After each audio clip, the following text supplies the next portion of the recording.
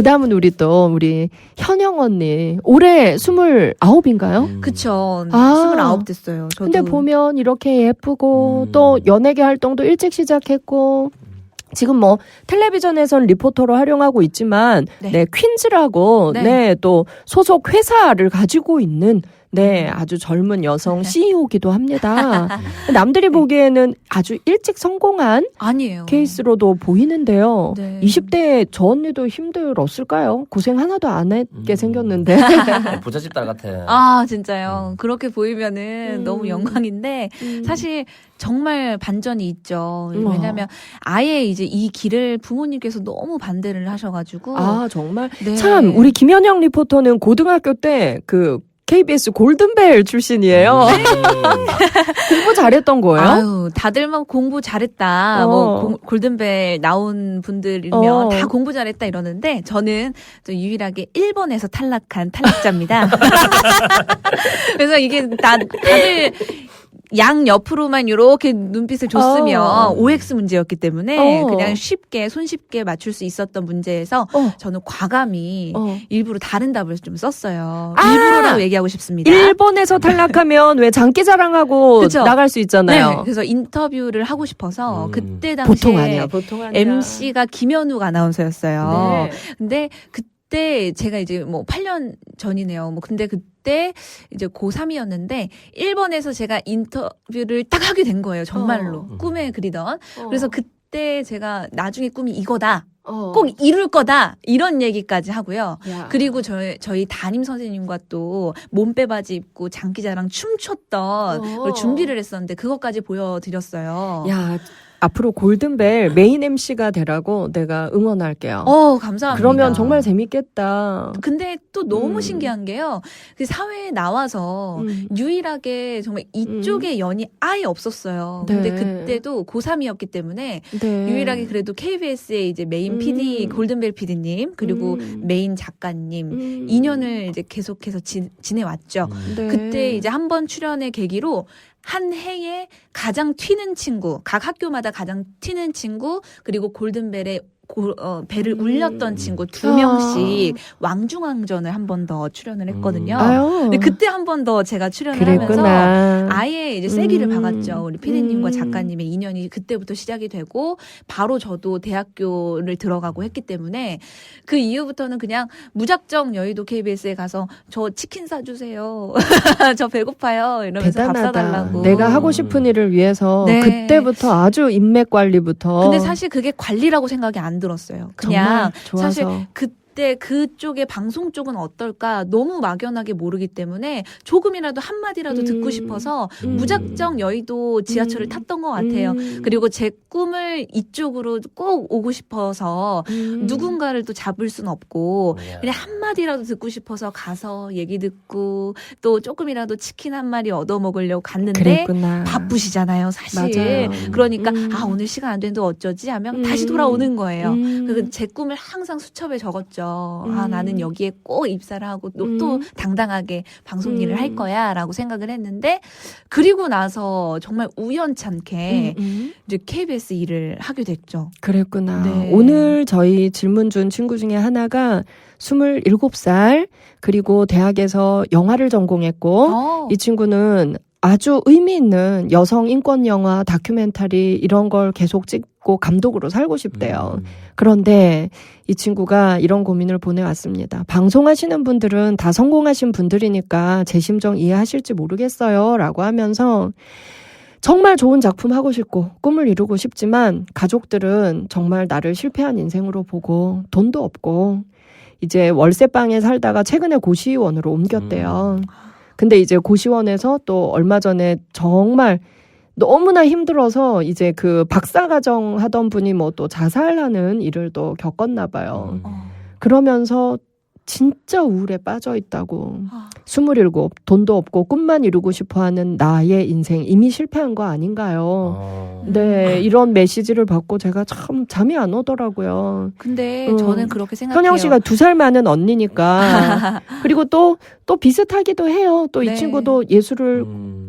하면서 살고 싶어 하고 현영 씨도 그런데 근데 그런 그러니까 이루자 했던 그 본인의 목표에 다다랐던 그러니까 하나의 작품이 만약에 사람들한테 알려졌어요. 근데 그러기까지 좀 얼마나 많은 헤엄을 쳤겠어요. 날개짓을 했을 거고. 그렇죠. 근데 아직 그게 보여지지 않은 것뿐이지 저는 오. 이분에게 이런 얘기를 해드리고 싶어요. 꿈이 있고 명확한 목표가 있잖아요. 그것만으로도 반 정도는 다다르신 것 같아요. 현영 씨도 이 친구처럼 정말 뭐 오늘까지 오기에 진짜 뭐 금수저 물고 나오신 분처럼 외모가 보이지만 이런 경제적인 위기나 아유, 이런 그럼요. 적이 있었나요? 아유, 저는 20살 때부터 이 일을 선택한다고 이 일을 하고 싶다고 얘기를 딱 드린 순간부터 부모님은 재정적으로 아예 뭐 등록금부터를 지원을 안 해주셨으니까 제가 정말 원했던 학교에 입학하고 또 대학교 생활, 사회생활을 할 때까지도 네. 지금까지도 전혀 그냥 뭐 묵묵히 아예 뭐 응원도 안 해주셨거든요. 그러면 현영 씨의 27살쯤 이때도 뭐 경제적으로 뭐 그쵸. 고비가 있거나 이런 경험은 혹시 없나요? 이 친구는 지금도 지금 불안하죠. 가장 힘든 네. 게 그 경제적으로 힘든 그래서 그쵸. 내 꿈을 포기해야 되는 게 아닌가. 그렇죠. 이건 것 많이 같아요. 힘들 거예요. 그리고 많이 힘든데 사실 저도 이 일이 프리랜서기 때문에 프리랜서기 때문에 이제 뭐 예를 들면 이런 거예요. 세월호가 딱 터졌어. 그러면 사실 딱 저희는 27대네요. 네, 그죠. 딱 27대네요. 근데 그때 이제 세월호가 탁 터졌어요. 근데 바로 다음 달에 일이 싹 다 끊기더라고요. 아, 그때 와. 그렇죠. 연예인들이 다 일이 끊겼어요. 네, 그때 그러면 평일 낮에 그래도 어떻게든 신뢰 같은 좀 믿음을 갖고 싶어서 저한테 일이 올 수도 있잖아요. 네, 그러니까 일은 못 잡겠고 근데 돈은 벌어야 다음 달에 생활비가 나갈 텐데 그렇죠. 그래서 정말 어떻게 할지 정말 막막하다가 부모님께는 장기로 행사가 들어왔다. 지방으로 갈 것 같다라고 얘기를 하고 갔어요. 그리고선 제가 선택했던 게 알바 중에 2가지 알바가 있더라고요. 뭐냐면 그때 생활비를 벌려고 했던 알바가 야간에라도 일을 해야 낮에 저한테 들어오는 일들을 할 수 있잖아요. 아직은 안 들어왔지만. 네. 그래서 세월호 때문에 막연하게 다 끊겼던 일을 그냥 나 몰라라 누워 있을 순 없으니까 2가지 일이 있더라고요. 하나는 밤에 일하는 거니까 바에서 일하는 뭐 그런 알바. 하나는 공장에서 24시간 일하는 알바. 둘 중에. 그래서 저는 우승민 씨, 네. 현영 씨가 어떤 선택을 했을 것 같아요? 보통 연예인들 두고 본다면. 보통 연예인이라면은 바를 선택하겠지만 우리 현영 씨는 나 손을 보니까 공장이구만. 그러니까 지금 아주 예쁘게 네. 네일 아트를 했는데 사실 일도 많이 하고 고생을 많이 한 손이다. 네. 나보다 할만해. 한시도 알바를 안 해본 적이 없는데 이제 그 알바는 제가 야간에 그래도 야간에 일을 해야 낮에 언제든 일이 들어오면 할 수 있잖아요. 준비 태세를 갖춰야 되니까 그래서 야간에 일할 수 있는 공장에 들어갔어요. 근데 거기에 들어가는 걸 제가 절망했다, 뭐 내 인생은 실패했다 그렇게 생각할 수 있지만 저는 그 안에서도 배울 게 있다고 생각했어요. 아니 누가 나를 알아보면 어떡하나 이런 네. 고민은 안 했어요. 사실 그런 생각보다는 제가 지금 살아야 되니까 제가 지금 숨을 쉬어야 되니까 근데 막상 다음 달 이제 곧 20일 뒤에는 카드값이 나갈 텐데 근데 이제 그런 생각을 한 거죠. 그래서 들어가서 안경 끼고 마스크 딱 끼고 정말 그때부터 뭐 하는 공장이었어요? 거기가 뭐 LG 디스플레이 뭐 그런 관련한 그러니까 TV 그 화면 모니터 그 정말 얇은 화면을 있잖아요. 몇 초에 몇백 장씩 받아내는 거예요. 그래서 그거를 조금이라도 힘을 주면 그 몇 장, 수백 장이 되는 게 다 우르르 무너져요. 그래서 그러면 뭐 그거에 하얀색 대해서- 옷 입고 그죠? 하얀색 옷 입고 서서. 전혀 먼지가 들어가면 안 되니까 이제 하얀색 옷을 입고 이제 그 몇백 장을 1분에 몇백 장을 받으니까 뭐 1분에 사실은- 몇 장. 네, 그 제가 계속 시계만 보게 되는 거예요. 이 시간이 사실 우리는 이 일을 하면 너무 즐거워서 2시간이 가는 줄 모르잖아요. 근데 그때는 그 1분이 너무 힘든 거예요. 그러니까 어. 1분 동안 제가 받아낸 장수만은 200장이거든요. 1분에 200장을 네, 받는다고. 1분에 이게 얼마나 빨리 나오는지 아시죠? 근데 그거를 받을 때 아무 손에 힘을 안 주고 이제 양손을 이제 두 엄지와 검지로만 받아내야 돼요. 1초에 거의 2장씩 받는 네. 셈이다. 장난 아닌데. 잠깐만 있어봐. 잠깐 그건 저 뻥인데 봐봐. 아니요, 정말 말은 빨리 받아요. 1분에 뭐 몇백 장을 어떻게 그럼 몇 시간을 한단 말이야. 그걸 계속해야 돼요. 야 이래. 몇 시간 동안? 네. 어? 근데 이게 정말요, 여기에 손을 하나도 안 줘야 어. 돼요. 그리고 검지로만 이렇게 받아야 돼요. 검지로만 이렇게 받아서 그러면 수백 장이 쌓여요. 몇 분에. 이야. 그러면 그거를 빨리 받아내고, 근데 어느 순간 제가 너무 허리도 아프고 앉아야 되지 않으니까, 그러니까 이게 너무 허리 아프고 기숙사 팔이 생활도 아픈데도 한 거예요? 네, 그렇죠. 그러니까 이게 들어가는 돈이 전혀 안 생기니까 음. 저한테 그래도 목돈은 생기겠다 이런 생각으로. 근데 대신에 이게 한 달에 하루라도 빠지면 이게 일당이 엄청 많이 차감이 되더라고요. 어머. 그러니까 이게 아주 전략적이더라고요. 한 달 월급이 얼마였어요 그러면? 이게 하루라도 빠짐이 없어야 이제 200만 원 정도 받아요. 주 며칠이라고? 7일을 다 일하죠. 쉬는 날 없이? 쉬는 날 없이. 그럼 30일 동안 하루라도 빠지면 일급이 그러면은 깎이는 어떻게 거예요? 깎이냐면요. 하루가 뭐 끝나잖아요. 하루를 못 나가요. 아파서. 그러면 뭐 몇십만 원이 깎이는 거예요. 아니 왜 그런 걸 한 거야 도대체? 근데 사실은 제 몸이 뭐 힘든 거보다 제 마음이 어떤 그 불안함과 그런 거에서 좀 탈피하고 싶었어요. 이렇게라도 정말 바꾸고 힘든 싶었어요. 육체의 노동을 오히려 하고 네. 싶었다. 그래서 오히려 땀을 흘리고 제가 이렇게 노동을 한 거에 대해서 비례해서 제가 돈이 나오잖아요. 밤에 가서 바에서 일하고 네. 웃음을 파는 것보다 그쵸. 아 그래서 이뻐라. 제 마음을 그래도 그냥 어. 온전히 이 육체는 그래도 힘들지만 어. 계속 제 주머니 속에는 수첩을 하나 넣었어요. 그 어. 순간에 일어나는 제 생각들, 제 그런 뭐 고민들 어. 이런 것들을 다 하나둘 적고 또 여기서 나갔을 때 제가 어. 어떤 삶을 살아야 되라는 희망을 하나씩 적었거든요. 근데 사실은 내일 내가 무슨 일이 일어날지 모르고 사실 이게 세월호 때문에 몇 달이 힘들 수도 있잖아요. 근데 그런 암담한 시간을 제가 상상하고 싶지 않아서 항상 희망을 적었어요. 근데 정말 희한한 게요.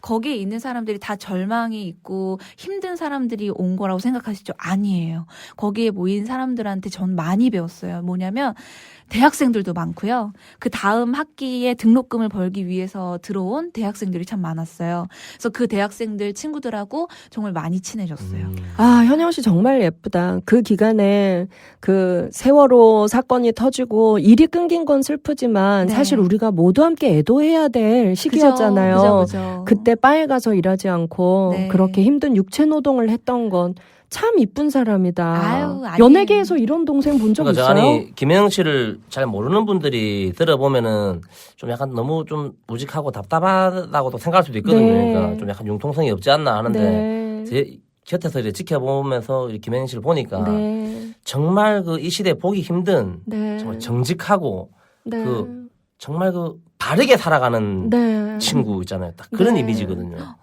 예. 아, 우리가 감사합니다. 그냥 삼남매 맺은 게 아니야. 맞아.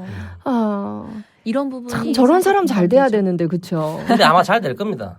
잘 되겠어요? 네. 예전에 보니까 이런 주위에 이런 또 선배들이 많이 있거든요. 이렇게 네. 정직하게 살아가지고 잘 된 뭐 어. 친구들이나 또 이렇게 보니까 제가 봐도 방송하다가 이런 친구들은 네. 항상 잘 돼 있더라고요. 아, 아. 진짜 현영아 힘내. 반드시 잘 돼 있대. 감사합니다. 근데 네. 잘 돼가지고 또 변하는 친구들이 또 있거든요. 어. 근데 잘 돼도 변하지 않고 네, 어. 그렇죠. 바위처럼 네. 꿋꿋하게 아마 살 친구 같아요. 이 근데 친구는. 사실은 저는 지금도요 꿈 같아요. 그러니까 이제 승민 오빠, 상미 언니랑 이렇게 같이 라디오를 함께 할 수 있다는 거, 그리고 제가 지금 방송을 알고 있다는 게 사실 지금 고민을 털어놓으셨던 네. 이 미래가 답답하다. 나는 지금 실패한 인생이 아니냐. 근데 그렇게 생각할 수 있는 시간들은 저는 여태 사실 그랬거든요. 근데 그거를 사실 실패라고 생각하지 않았어요. 왜냐하면 지금의 단계가 있기 때문에 사실 지금의 저를 너무 감사할 수 있거든요. 하나하나 일어나갔을 때 그 작은 것들이 얼마나 소중하게 느껴지는지를 이분 또한 아실 것 같아요. 맞아. 가장 절망스러운 건 나 스스로 내 인생이 실패했다라고 생각한 그 순간 모든 게 끝나는 것 그쵸. 같아요. 그래서 어. 사실 내가 내년에 어떻게 될지 모르고 내후년에 어떻게 될지 몰라요. 맞아. 그 작품을 만났을 때 사람들이 반응이 보이는 순간 사실 오빠가 말하는 것처럼 변할 수 있잖아요. 근데 맞아. 사실 지금 실패했다고 생각한 이 시기를 어떻게 극복하면서 새로운 작품을 이렇게 더 연구하고 고민하느냐. 맞아요. 가장 중요한 것 같아요. 보세요. 현영 씨의 그 어려웠던 기간이 지금 방송에서 너무나 중요한 콘텐츠가 되고 있잖아요. 네. 이 이야기 신기해요. 얼마나 많은 사람에게 희망이 되겠어요. 저는 그 당시만 네. 해도 이거는 정말 내 인생에서 부모님도 사실 이거 모르세요. 왜냐하면 부모님이 이걸 들었을 때 야, 그냥 내가 용돈 줄게 하지마. 근데 저는 정말 한순간도 용돈을 받아보지 않았던 것이 제 옥이었어요. 네. 이렇게 받으면 제가 지는 것 같은 거예요. 제가 이 일을 하면서 20대에 제가 이렇게 가고 있습니다를 꼭 맞아. 보여주고 인정받고 싶었어요. 맞아. 오늘 너무 좋은 예예요. 그래요. 자, 뭐 이름 약자하면 MJ신데요.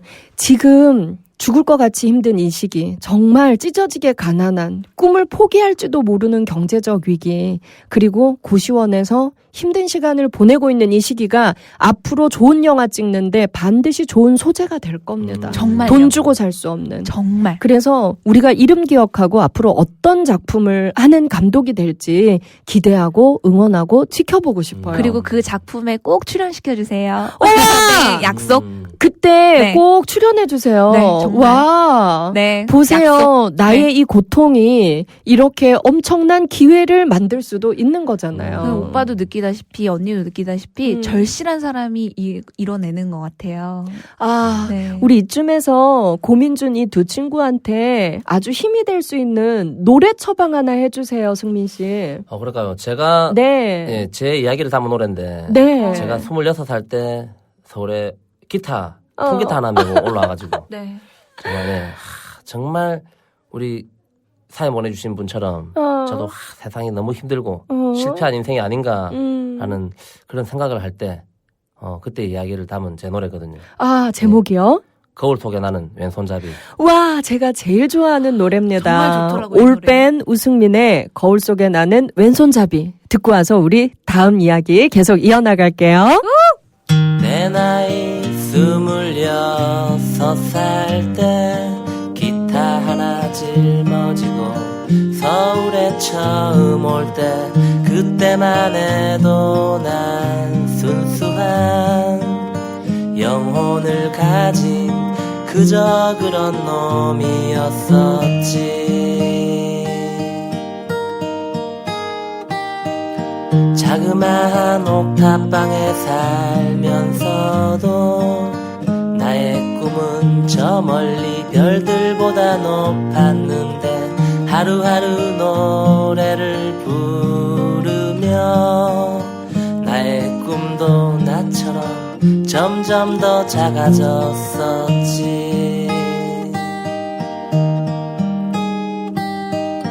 사람들은 나를 보고 무명가수라고 했고 나도 역시 그들처럼 그렇게 믿게 됐고 세상이 나의 노래를 원하지 않는 걸 알게 됐고 그렇게 어느샌가 나이를 먹게 됐고 순수했던 내 영혼도 그렇게 늙어만 가고 이제는 무얼 위해 사는지도 모르게 됐네.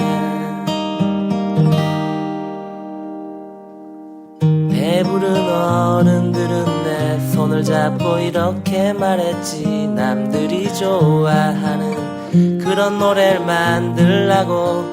남들이 좋아하는 노래가 뭔지 난 모르겠는데 그때 난 알았어. 난 세상을 모른다는 걸.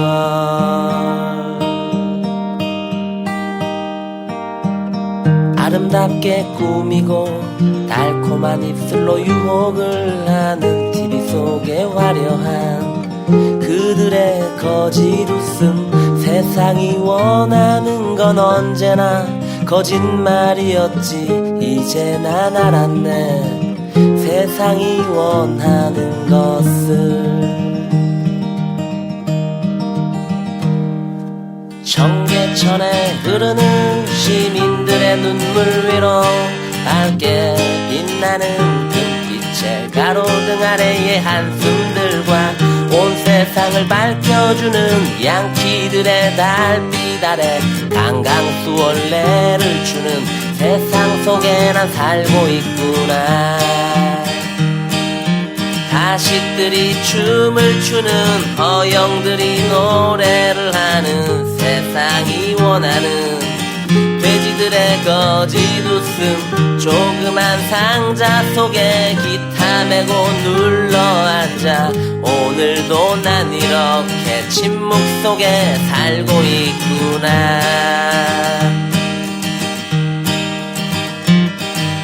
어떤 것이 진실이고 어떤 것이 거짓말인지 구별조차 할 수 없는 요지경 세상 속에서 거울 속에 나는 왼손잡이. 제가 참 좋아하는 노래인데 오늘 들으니까 더 좋다. 노래 안에 철학이 있어요.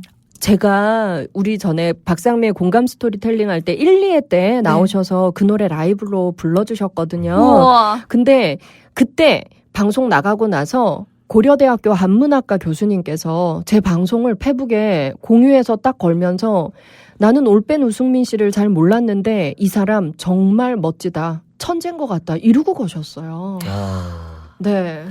그래서 제가 그때 댓글에 우승민 링크 해가지고 선배 이거 읽어보세요 했는데 절대 안 읽더라. 저 광고 스팸인 줄 알고 뭐 주소가 날라왔길래. 예. 근데 만드실 때 어떠셨어요? 저는 이런 류의 노래들이 항상 매 앨범마다 있긴 있었거든요. 네. 예전에 그 2집인가 3집에 있던 무명 가수라는 네. 약간 좀 자기 비판인데 약간 좀 재밌게 무명 가수나 그 노래 좋아. 결국에는 이제 정말. 뭐 나는 내가 내 입으로 난 떳떳하게 무명 가수다라는 것을 자랑스럽게 뭐 이게 노래를 내 얘기하는 것 그런 같아. 노래였거든요. 그리고 그게 저는 이렇게 생각합니다. 아까 이렇게 사연 보내주신 분들 이야기를 들으면서 저도 많이 네. 다가오는 게 뭐냐면은 지금 제가 있는 이 자리도 어떤 누군가에게는 굉장히 부러운 자리일 수 있거든요. 아, 그럼요. 예. 우리 현영 씨도 지금 좀 더 방송을 열심히 하고 싶은데 이렇게 하지만 지금 이 자리도 네. 어느 또 누군가에게는 굉장히 또 부러운 자리가 되고 그럼요. 교수님도 마찬가지 아닙니까? 지금 이 사연 보내고 힘들어하는 그분들한테도 나는 지금 세상에 내가 제일 힘든 것 같이 보이지만 그 분을 또 부러워하는 분들이 또 분명히 있을 겁니다. 있죠. 예, 있단 말입니다. 맞아요. 그러니까 우리는 왜 지금 주어진 거에서 행복할 줄 모르고 자꾸 힘든 것만 더 크게 보이는 거거든요. 맞아. 맞아. 사실 우리가 뭐 댓글 같은데 좋은 글이 칭찬이 100개가 달리는데 악플 하나에 그 하나 악플 보고 뭐 이렇게 힘들어하고 하지 않습니까? 네네. 그러니까 이게 칭찬은 작게 들리고 나쁜 말은 굉장히 좀 맞아. 크게 들리는 거거든요. 맞아. 한 번 더 생각을 해가지고 주위에 정말 좋은 게 분명히 있을 겁니다. 맞아요. 남들이 부러워하는 부분. 맞아. 예. 우리 오늘 너무 좋다. 네. 나는 정말 현영 씨가 정말 금수저 물고 태어나서 쭉쭉 잘 나가는 사람인 줄 알았는데 아까 공장 얘기 듣고 야 나의 20대보다 이 친구 더 용감하고 대단하다.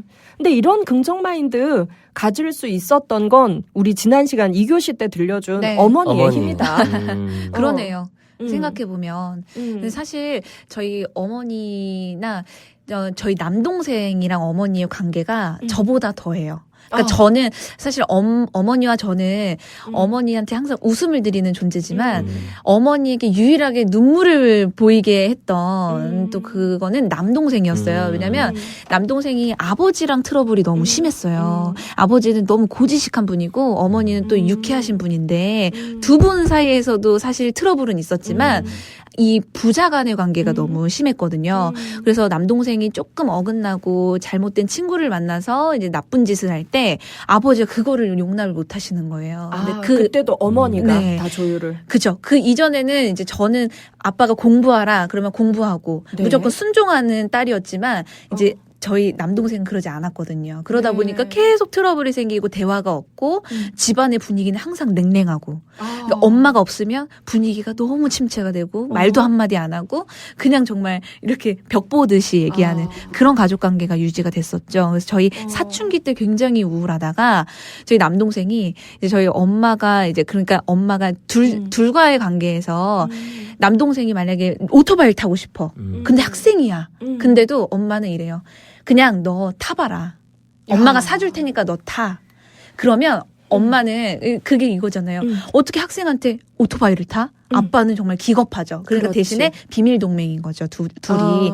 그래서 그러면 남동생은 이거예요. 그래 그럼 내가 정식으로 헬멧 쓰고 오토바이 탈게. 대신에 아빠한테 비밀하고 내가 안전하게 탈게. 약속을 한 거예요.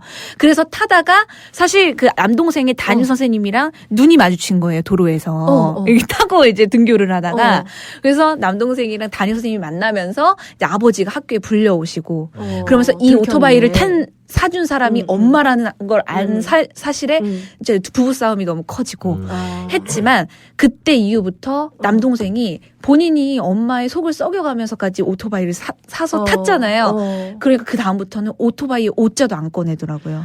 근데 그 전에 만약에 안 돼 엄마까지 그랬다면 남동생이 계속 훔치고 다녔을 거예요. 오토바이를. 그러니까 엄마는 사실 이러더라고요. 사실 난 이걸 바랬어. 웃으면서. 남동생이 그 맨홀에 살짝 걸려가지고 입원을 한 적이 있었어요. 오토바이 사고가 나서. 근데 살짝 다쳤거든요. 근데 엄마는 웃고 계시는 거예요. 엄마 왜 웃고 있어? 난 이걸 바랬거든. 이제 두열이가 오토바이에 옷자도 안 꺼낼 거야. 야, 남동생의 힘든 20대, 10대 후반은 네. 어머니의 지혜로 또 건너게 네. 어머니가 해주셨네요. 네. 이렇게 조력자가 또 가까운 가족 가운데 있으면 좋은데 맞아요. 또 가족한테 말하기 힘든 경우가 많으니까 내가 나의 마음의 근육을 잘 네. 길러야겠다. 그쵸. 마음의 근데 두 분은 근육들이. 워낙 마음의 근육이 원래 강했던 사람 같아요. 얘기를 그런 건 들어보니까. 아니죠. 저는 궁금한 게 교수님은 옛날에 그쵸. 네, 저는 교수님 이야기를 저도 좀 듣고 궁금해요. 싶은데. 네. 아, 저는 사실 오늘 방송 잡고 생각을 해보니까 저의 20대는 정말 까맸어요. 너무 우울하고. 뭐 어땠습니까? 20대. 진짜 10대 때 고등학교 때는 공부 잘했죠.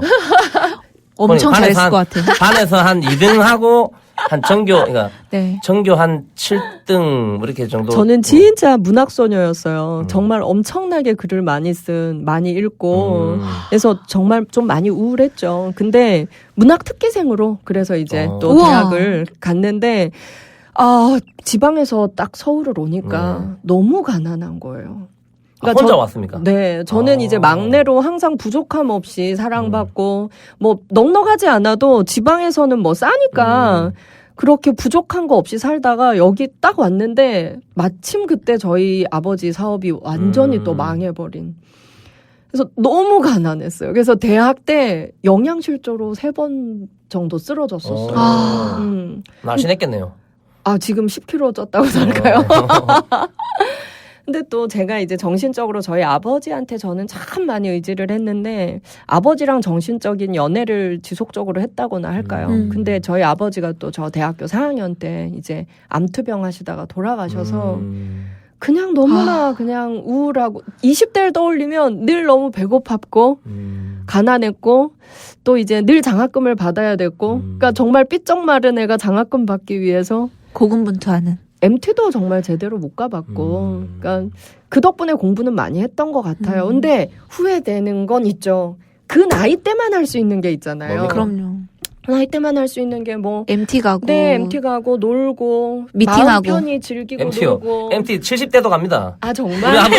우리 아버지 지금 대학 지금 어디 복학해가지고 나이 70 먹고 MT 간다길래 내가 창피하다고 좀 그런 거 좀 하지 마세요 했더만.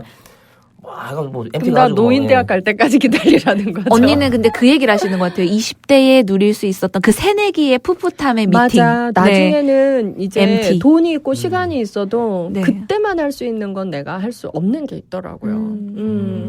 그래서 참 그런 걸 생각하면 마음이 아픈데 정말 찢어지게 가난했죠. 근데 제가 부산역에서 얼마 전에 이제 글을 하나 써서 페이스북에도 올린 적이 있었는데 제가 그래서 부산에 가기가 싫었어요. 왜냐면 너무 가난한 내가 어쩌다 차비를 이제 막 아껴서 부산을 가게 되면 부산역에 딱 내리면 저한테 부산역은 뭐냐면 우리 아빠가 목을 쭉 빼고 나를 기다리고 있는. 부산역이 가면 정말 빛이 환했어요. 나를 애타게 기다리는 우리 아빠가 서 있는 곳. 근데 이제 아버지가 딱 돌아가시고 나니까 부산에 가기가 싫더라고요. 그랬겠다. 세상에 내가 제일 초라한 거야. 그러니까 아버지가 없는 세상이 가장 가난한 세상이구나. 그래서 처음에 이제 아버지 딱 돌아가시고 이제 장례가 끝나고 이제 서울로 와야 되잖아요. 그래서 부산역에 딱 갔는데 우리 아버지가 없는 부산역이 처음이었던 거예요. 그래서 거기서 진짜 쓰레기 더미처럼 앉아서 울고 있었어. 근데 막 기차가 떠난다고 막 지금 서울행 기차가 떠날 예정이오니 빨리 개찰구로 나와주십시오. 막 이런 방송이 나오잖아요. 근데 방송이 막 나오는데도 가기 싫은 거야.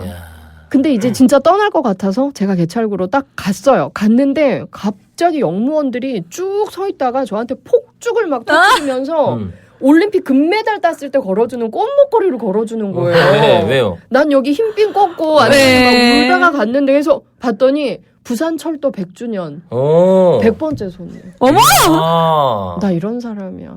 그래가지고 정말 흰핀 꽂고 정말 막 찌질한 여자애가 역장이랑 막 악수하면서 사진 찍은 게. 정말 그 아버지가 주신 또 선물일 수도 있겠네요, 그러니까. 그러니까 제가 이 얘기를 한 이유는 아버지 저는 선물이다. 사실 아까 그 27 영화감독 꿈꾸는 친구가 내 인생 실패한 것 같아서 죽고 싶었다 이랬는데 저는 그날 죽고 싶었거든요. 내가 이렇게 가난하고 아버지도 없고 나도 그냥 따라 죽는 게 좋지 않을까 사실 이런 생각을 했었는데 그 뒤에 16년이 지나고 작년에 거의 뭐 처음이듯이 부산에 다시 갔어요. 근데 그때는 제가 그 생각을 했죠. 부산역 내가 다시는 안 온다. 이 가난한 이 아버지가 없는 부산 안 온다 이랬는데 작년엔 제가 이제 한국해양대학교에 특강을 하게 돼서 부산역에 돌아갔는데 부산역에 딱 내리니까 아버지는 없는데 한국해양대학교에서 까만색 리무진이 와서 딱 기다리는 거예요. 특강 장소로 저를 데려가기 위해서. 그렇구나. 그때 내가 죽었으면 이거 못하는 거잖아요. 그럼요. 당연하죠. 16년 후에 어떤 상황이 또 펼쳐지는 건지 또 모르는 거잖아요. 그래서 제가 해양대 가서 그 얘기를 했더니 학생들이 되게 감동받더라고요. 그래서 인생 한번 살아볼 만한 거구나. 그러네요. 20대가 암울했지만 또 41살의 박상민은 또 달라져 있을 수도 있는 거구나. 그래서 참 살아볼 만한 게 인생이다 이런 생각했어요. 그럼 교수님은 20대 때 내가 제일 잘했다고 생각되는 건 뭡니까? 20대 때 내가 자살하지 않은 거. 살아있었던 거. 정말, 포기하지 않은 거. 네, 포기하지 않은 거. 맞네요. 그리고 이렇게 살다 보면 내가 반드시 잘 돼 있을 거라는 막연한 믿음이 있었어요. 할 수 있을 것 같다. 그래서 모두가 안 된다고 할 때도 저는 어른 말을 안 들었어요. 사람들은 제가 뭐 이렇게 힘든데도 대학원 간다 막 이럴 때마다 사람들은 다 막 자기 나름의 조언을 하잖아요. 근데 그 당시에는 다들 저한테 멍청하다고 했지만 누구의 조언도 듣지 않았어요. 제가 하고 싶은 걸 했어요. 밥을 굶어도. 근데 그게 제일 잘한 거 아닌가 싶어요. 그러네요. 언니는 그때 가장 지혜롭고 현명한 선택을 하신 것 같아요. 몰라. 더 살아보면 어떨지 몰라도 지금 그러니까 참 지나고 나면은 저는 그래요. 저는 아기가 17개월인데 이 돌 전에 있잖아요. 그러니까 100일 때 이럴 때 제가 다 분유를 먹이고 했는데도 그때 지금 이제 그만큼 애를 키운 친구들이 물어보면은 야, 그 5개월째는 뭐 어떻게 해줘야 되나 하면은 기억이 안 납니다. 기억이 안 나요, 진짜. 그러니까 애 키우고 나면은 둘째를 하면은 물어봤거든요. 둘째 낳은 애들한테 야 편하겠네 하니까 형님 기억이 안 납니다. 다시 리셋이 돼가지고 처음부터 다시 하는 느낌이라더라고요. 인생도 그런 거죠. 아무리 힘들어도 20대 때, 10대 때, 뭐 30대 때 힘든 이야기 동생들이 하면은 사실 귀에 별로 안 들어오거든요, 우리는. 그러니까 그게 무슨 말이냐면은 지나고 나면 그게 아무것도 아니라는 거 아닙니까? 결국에는. 그러네요. 그리고 예술을 하는 사람들한테는 힘들고 정말 처절한 경험일수록 나의 컨텐츠가 되는 것 같아요. 저도 사실 글 쓰는 사람으로 살면서 그때 그 철도 100주년 기념 이런 네. 것도 엄청난 글 쓰는 소재가 되거든요. 그건 정말 가장 이거 큰 다 소재네요. 나의 소재구나. 그래서 이거 나 재산이구나. 네. 그래서 분명히 20대에 지금 힘든 여러분들도 지금 정말 처절하게 힘든 이게 나의 컨텐츠로 아주 잘 활용될 날이 있을 것 같아요. 현영 씨도. 그런 것 같아요. 지금 잘 되고 나니까 공장 다녔던 그 경험이 네. 더 빛나는 방송 컨텐츠가 됐잖아요. 저는 그때 들어갈 때도 사실 이런 생각을 했어요. 나중에 내가 사실 어떤 고생 하나 어려운 거 다 어렵잖아요. 근데 그때도 내가 너무 절망에 빠져 있고 이게 아니라 나중에는 언젠가 웃으면서 이걸 컨텐츠 삼아 웃으며 얘기할 날이 오겠지. 하지만 그날은 참 어렵더라고요. 마음이. 맞아. 나 여기서 진짜 그거 조금만 불러주세요. 나는 우승민 선배 무명 가수 그 노래 너무 좋거든요. 내 노래 같아. 지금 봐봐. 지금 이렇게 네. 승민 선배가 방송인으로 네. 바쁜 생활을 하고 있는 중에 이런 얘기하면서 그때 진짜 힘들 때 무명 가수 그 노래 지었을 거 아니에요. 그러니까요. 저는 근데 살면서 힘들 때 힘들다고 생각해 본 적 없고 아까 비슷한 건데 이런 거 있잖아요. 힘든 일이 생기고 황당한 일이 생기면은 이거 내 남들의 친구들한테 얘기해줘야지. 이런 소재. 말도 그렇지. 이런 말도 안 되는 일이 저는 그런 일이 굉장히 많았어요. 마인드 그러니까. 자체가 다른 거야. 사람들이 살면서 맞아. 제가 그때 옥탑방에 살 때 가구가 그 4명이 살았거든요. 4가구가 있었죠. 옥탑에. 그 조그만 옥탑에. 그 조그만 약간 방에. 불법 가건물 같은 건데. 옆쪽에는 내 앞쪽에는 약간 그 좀 업소 다니시는 분. 그런 여자분이 한 분 하고 계셨고. 네. 내 또 오른쪽 옆에는 외국인. 그 외국 쪽 우린 잘 모르니까 외국을 잘 안 가보니까 그냥 그 미국 쪽 모르면 다 미국 아닙니까? 미국 쪽 노란 머리 외국인. 백인. 그러고 그 밑에 주인집 아줌마는 1층에 사는데 뭐 항상 떠든다고 올라와서 이제 나한테 뭐 나가라고 막 시끄러 죽겠다 나가 마 하고 뭐 옆에 외국인은 맨날 그 한국 여자들 데리고 와가지고 밤에 막 그 소리 막 이상한 소리 나고 야한 소리 나고. 네. 그 업소 다니는 아가씨는 맨날 뭐 이게 누가 쳐다본다고 자기 샤워하고 있는 거 쳐다본다고 네 아니냐고 뭐 경찰 데리고 와가지고 그래가지고 키가 아니네요 이 사람은 해사코 뭐 그게 제가 만든 노래가 앞집 사는 꼴뚜기 아가씨 옆집 사는 코쟁이 아저씨 개 키우는 주인집 아줌마 옥탑방에 사는 나 무명 가수 듣고 싶다. 그러면서 이제 그 일어나는 내가 사는 이야기들을 쭉 하는 거거든요. 그거 정말 네. 기타 치면서 라이브 하면 멋지지만 그거 없어도 우리 조금만 불러주면 안 돼요? 그때 옥탑방 살던 우승민은 얼마나 처절하게 힘들었을까. 근데 이 노래가 멋진 이유가 진짜 유쾌하다. 그래서 나 너무 좋아. 앞집 사는 코쟁이 아저씨 옆집 아니 다시 시작! 앞집 사는 꼴뚜기 아저씨 옆집 사는 코쟁이 아저씨 개 키우는 주인집 아줌마 옥탑방에 사는 나 무명 가수 짠짠짠짠. 네. 그러니까 너무 좋다. 그때 제가 사실은 태어나 처음으로 부모 원망을 좀 많이 할 때입니다. 진짜? 왜요? 아버지가 그 당시에 또 많이 힘드시니까 다른 친구들 그 서울에서 음악 한다는 친구들 보면은 다들 좀 집이 좀 아버지가 좀 밀어주고 뭐 기획사 같은 데도 뭐 연결해주고 그쵸. 또 이렇게 집이 잘 사니까 어느 정도 생활이 되다 보니까 음악만 하면 되거든요.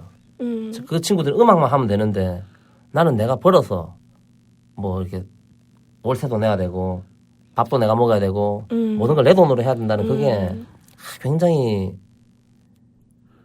좀 그런 생각이 들었는데 아까 교수님 말한 것처럼 분명히 나중에 내가 돈을 벌어서 잘 되면은 요것도 다 경험이 되고 그리고 가난하기 때문에 내가 지금 또 할 수 있는 일들이 굉장히 많더라고요. 맞아. 예. 친구들한테 이렇게 오히려 선배들한테 지금은 선배들한테 연락을 잘 안 하는데 그때는 뭐라도 얻어먹어야 되니까 네. 형님 뭐 누님 뭐 밥 좀 네. 사주세요라고 오히려 친근함이 그쵸. 더 좀 컸던 것 같아요. 맞아요. 그 무명 가수의 가사 중에 이런 가사가 있거든요. 우리 아빠 가난하다 짜증 부리지도 말아요. 가난하게 사는 것도 때론 아주 멋진 일이죠. 쭉 가난하게 사는 거는 좀 약간 우울할 수 있지만 저는 그 당시만 가난할 거라고 좀 생각했었거든요. 나는 곧 잘 살게 될 것이다. 때론 가난도 아주 멋진 일이다라는 계속 그런 좀 마인드 컨트롤을 좀 했던 것 같습니다. 사실 늘상 그냥 내가 아까 말씀하신 대로 금수저처럼 이제 살았어요. 그러면 어떤 삶도 나한테 그런 기쁨으로 확 느껴지진 않을 것 같아요. 당연하죠. 근데 그 전에 비포가 있기 때문에 이 맞아요. 애프터에 웃을 수 있고 기쁠 수 있고 행복할 수 있을 것 같아요. 나 다음 주 주제 4교시 주제 말 안 했는데 어쩌다 보니 두 분이 다 말씀해버리셨어요. 다음 주 음악 처방은 무명 가수 우리 처음부터 끝까지 들을 거고요. 지나고 보니 모든 게 내 삶의 걸음이었더라. 다음 주 주제입니다. 와. 네, 그래서 다음 주는요. 오늘 막 또 댓글에 달아주신 분들이 30대 후배들한테는 왜 얘기 안 해주냐. 네, 그래서 지나고 보니 다 내 삶의 걸음이었더라. 그래서 저희보다 또 연세 높으신 분들의 이야기 또 들으면서 좋은 시간 꾸려 나가겠습니다. 우리 부모님 얘기도 다음 시간에는 네. 좀 하기로 해요. 네, 좋네요. 아, 승민 선배 오늘 마무리해 주세요. 예, 벌써 또 이렇게 시간이 간다는 게 아쉽네요. 빨라요. 이 1시간조차도 이렇게 금방 지나가지 않습니까? 예? 결국에는 모든 것은 네. 이것 또한 지나가리라. 네. 예, 여러분, 우리 살 날이 얼마 남지 않았습니다. 항상 인생은 길다고 말하는데 네. 한번 돌이켜보면 우리 인생은 벌써 저 해질녘에 가로등처럼 벌써 지금 또 저녁이 되지 않았나. 네. 예, 아침을 또 준비해야 되기 때문에. 좋습니다. 네, 오늘 저희와 함께한 고민 많은 20대 여러분 힘차게 한 주 보내시고요. 저희는 다음 주 이 시간 다시 오겠습니다. 다음 주에 봬요. 네, 한 주 고맙습니다. 행복하게 보내세요.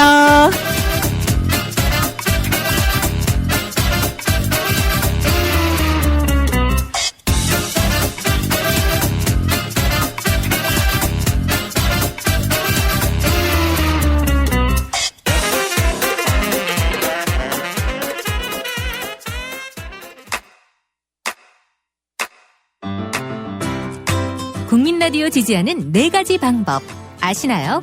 다운로드하기, 별점 주기, 댓글 달기, 구독하기. 국민 라디오를 보다 많은 이들에게 전할 수 있는 가장 손쉬운 방법. 다운로드하기, 별점 주기, 댓글 달기, 구독하기. 잊지 마세요. 다운로드하기, 별점 주기, 댓글 달기, 구독하기.